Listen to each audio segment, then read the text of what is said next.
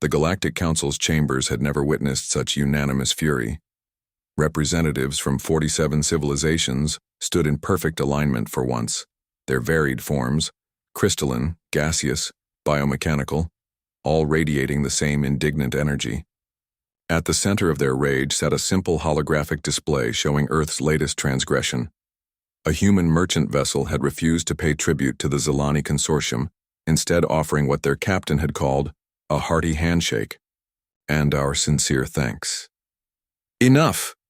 Ambassador Krixtal's voice resonated through his translator, the metallic undertones carrying centuries of diplomatic experience.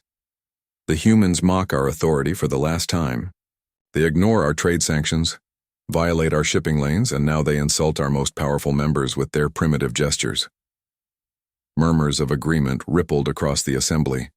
The Andromedans clicked their mandibles in approval, while the Vegan delegates pulsed with bioluminescent fury. Only the Centaurian observer remained silent, her ancient eyes reflecting something the others couldn't quite identify.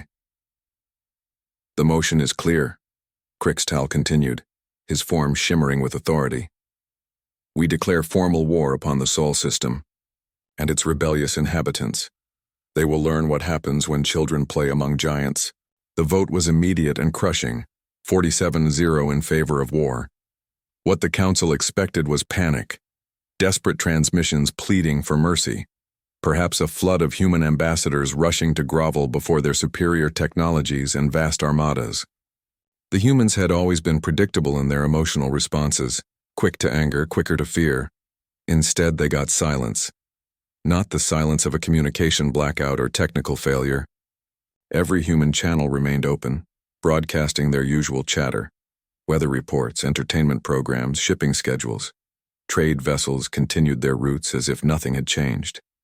The Sol system's defensive satellites maintained their lazy orbits, showing no signs of military preparation. It was as if 47 civilizations declaring war was simply beneath human notice. Admiral Vex Koru of the combined fleet found himself staring at tactical displays that made no sense. 3 days had passed since the declaration, and the humans hadn't even acknowledged it.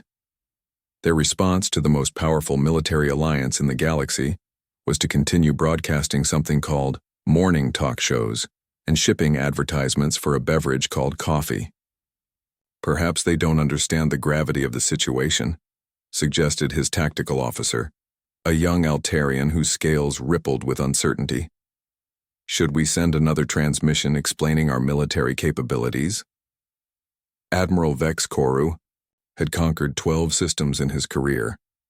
He'd seen enemies flee at the first sight of his dreadnoughts, others surrender before the first shot was fired. This silence was unprecedented and somehow more unnerving than any battle cry.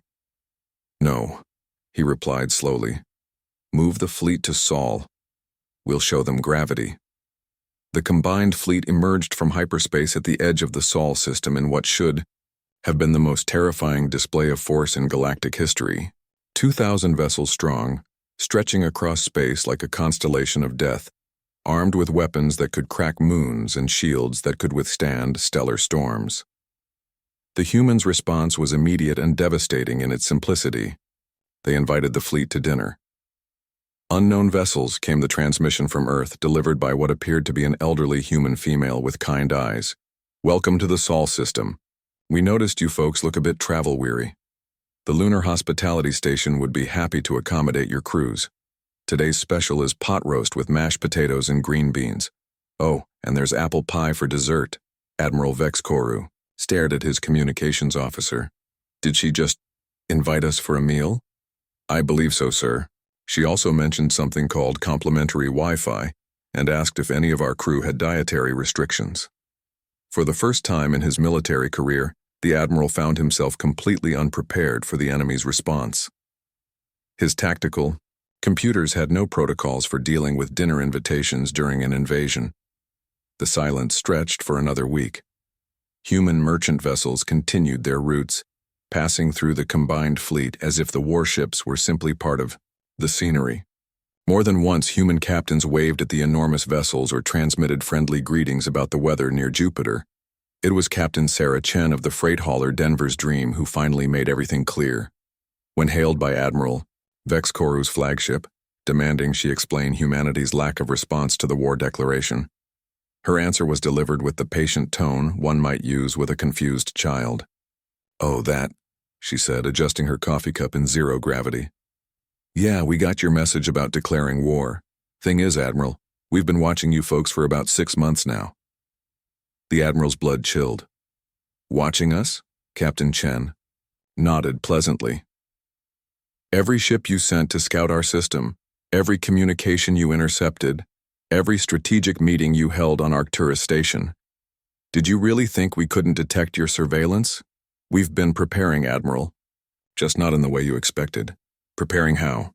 The Admiral's voice had dropped to a whisper. "By learning everything about each of your 47 civilizations, your military doctrines, your supply chains, your political weaknesses, your economic dependencies. We know which of your allies are only there for economic benefits, which ones have border disputes with each other, and which ones are scared enough of their neighbors to switch sides for the right offer." The truth hit Admiral Vex Koru like a physical blow. Humanity's silence hadn't been ignorance or fear. It had been preparation.